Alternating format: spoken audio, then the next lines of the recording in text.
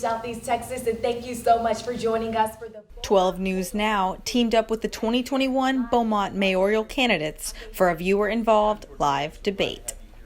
What is it that makes these folks want to run the city of Beaumont? So some of them have been on the council, others are businessmen and women.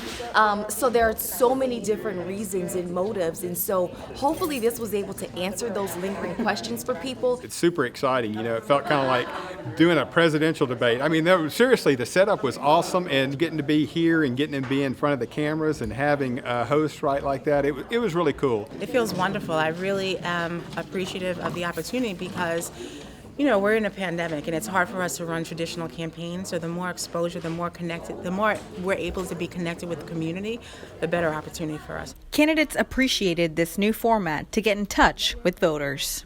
Even though we had about 10 debates already, this was different because this was in a studio, it was live. Honestly, like there were nerves at the beginning because the timing and everything is so structured, but I think it went well, we had fun. In the past they've asked us all the same question, and so when you're fifth, you know, and you've got a minute to answer the same question that's been answered, you know, 4 other times, becomes difficult. So I like the fact that they mixed up the questions and we're able to get different perspectives from us all on different topics.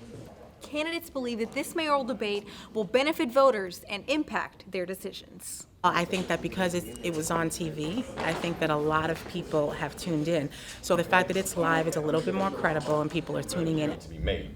We can have 100 officers and no one is doing anything productive, but you can have 5 officers and everyone is doing something productive. We need to build relationships, we need to have more communication, better transparency, and a lot better metrics. And with that, I think we can have great success here in the city.